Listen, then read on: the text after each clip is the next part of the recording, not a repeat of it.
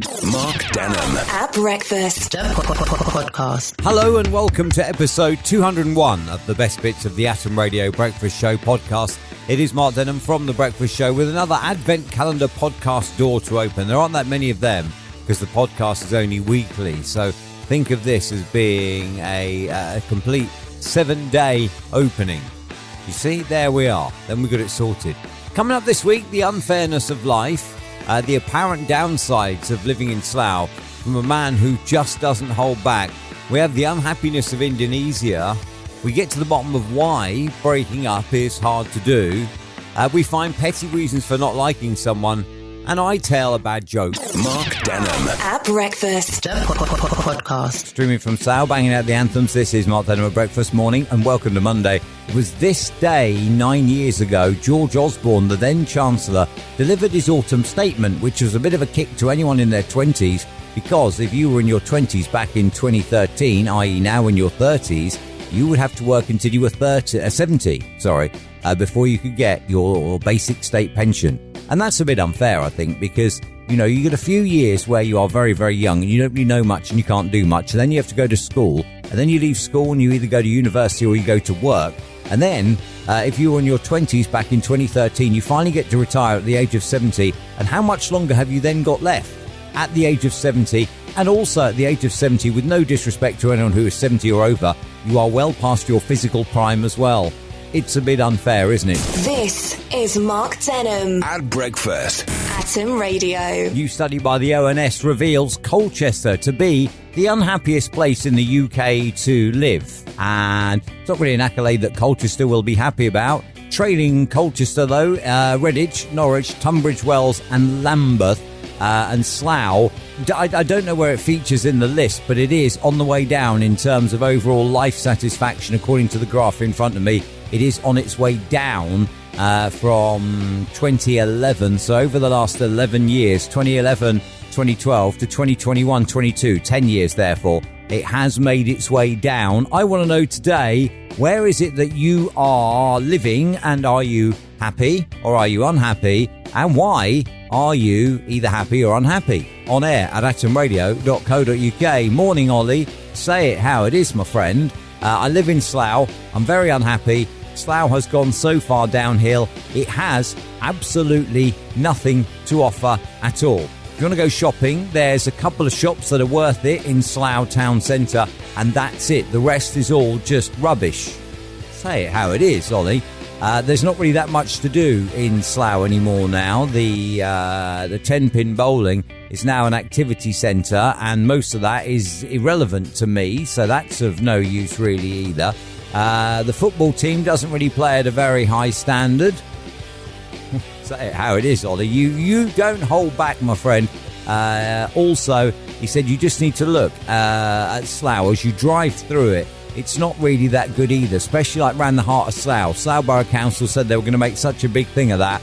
You've got the college site, the university site demolished. You've got a bus station that's burnt out and they've done nothing about that as well. And yes, Slough doesn't really offer very much at all.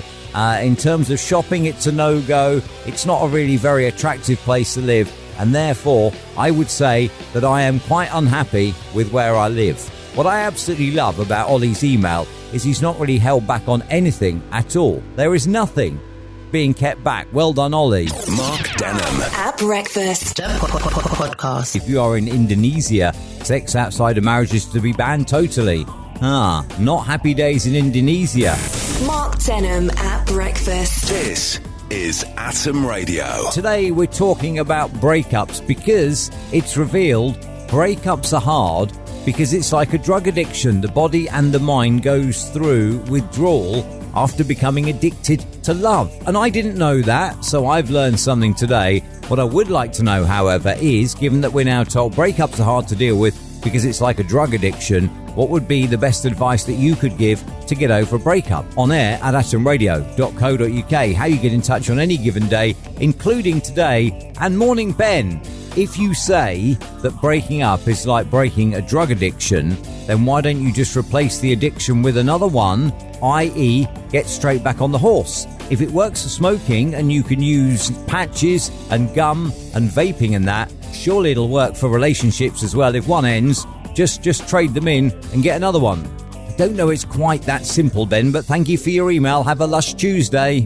Mark Denham. At breakfast. Podcast. Morning, and welcome to Wednesday. It's Mark Denham at breakfast, banging out the anthems at 7:15. It is said that 89% of people who do chores while listening to music report that the chores were easier. Therefore, while I'm banging out the anthems, make the most of it and do your chores.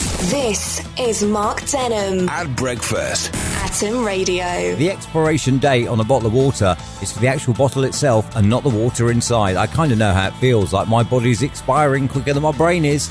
I kind of know how the water bottle feels. Mark Denham. At breakfast. Podcast. Streaming from Slough and banging out the anthems, this is Mark Denham at breakfast, 16 minutes to 7 o'clock. If you're looking for a new job, anyone, it says here, anyone can apply to be a NASA astronaut.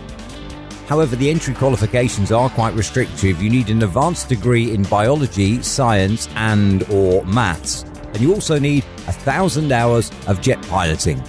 Well, I don't meet any of those entry requirements. Therefore, I feel not anyone can apply to be a NASA astronaut. This is Mark Denham. At breakfast.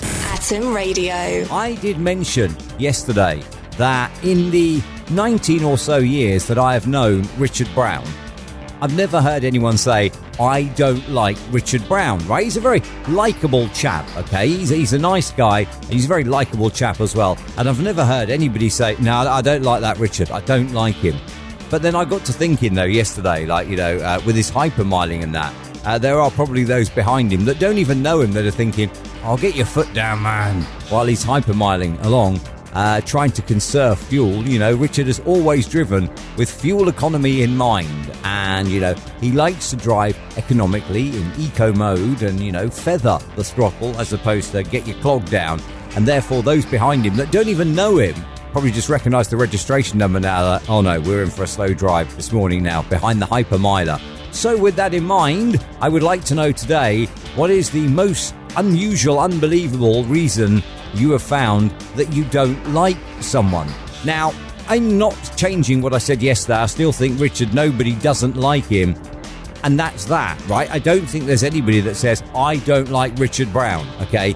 But what I want to know is, what is the strangest reason you've ever had for not liking someone? Mark Denham. At breakfast. Podcast. Streaming from Sound, banging out the anthems. This is Mark Denham at breakfast morning. It is 6:22.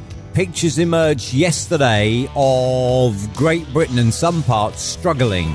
Talking about the weather here with snow for some and cars in ditches and snow plows out, and one man even making his way along the pavement, or what looks to be the pavement, on skis. What is going on, eh? We are told, however, 4 to 6 inches of snow on the way and temperatures will hit -10. Mark Denham at breakfast. This is Atom Radio. What game does a man who's had a DIY disaster play at Christmas? Shelf on the Elf. What I'm basically saying is that Shelf fell down with the elf on it and ended up on top of the elf, all right? Just for those that didn't get it, I thought I'd explain it. Mark Denham. At breakfast. Podcast. I'd like to say, generally, I think that I am funnier than that joke was in actual real life. That was not my best example of my humorous side, but it was an example, just not a great one. But yeah, we did have some. Yesterday was really good doing that, because normally I'll give a scenario or a situation and I'll ask a question, and then I have to set it up when we read them out for the benefit of anyone that wasn't listening and missed the question originally. And I have to then go through the answer. Whereas yesterday was just simple. It's just, a couple of lines from each person with their joke. And it was really nice to be able to get through so many emails. Usually, I end up having to not read out some emails. And it's absolutely nothing personal against whoever's written emails. It's just the fact that by the time you've set up the story and then given the person's answer, you haven't got time to get through all the emails. Even yesterday, reading out so many Christmas jokes, there were those that I couldn't get to. And for that, I do always apologise. And just know that I appreciate every email that comes into the show, taking your time to email. Thank you. Thank you also for checking out episode 201 of the podcast. That is a wrap. And episode 202 we can look forward to. That'll be out next weekend. Don't forget to subscribe. Mark Denham. At breakfast. Podcast.